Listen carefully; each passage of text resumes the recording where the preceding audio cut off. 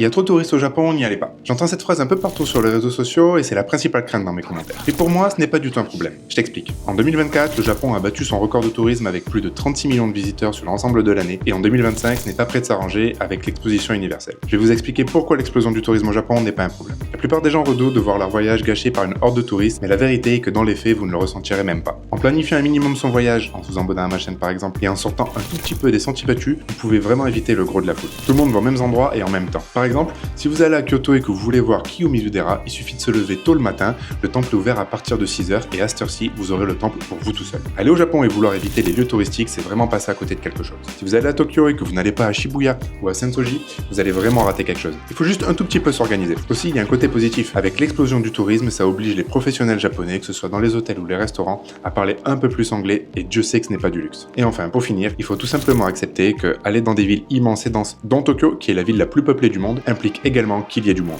Et s'il y a bien un pays qui sait gérer les foules et qui est organisé, c'est bien le Japon. Les Japonais ont littéralement grandi dans ces villes immenses et denses. C'est quasiment inné chez eux l'organisation des foules. Entre leur capacité à organiser les foules et leur respect du bien commun, croyez-moi, votre voyage se passera sans crainte. Voilà, j'espère que si vous allez au Japon, vous avez un peu moins peur de l'explosion du tourisme là-bas. Croyez-moi, ça va bien se passer, il n'y aura aucun problème. N'hésitez pas à me dire en commentaire si ça faisait partie de vos craintes et si vous avez mis en place des stratégies pour éviter le monde. En attendant, je vous dis, prenez soin de vous et à la prochaine.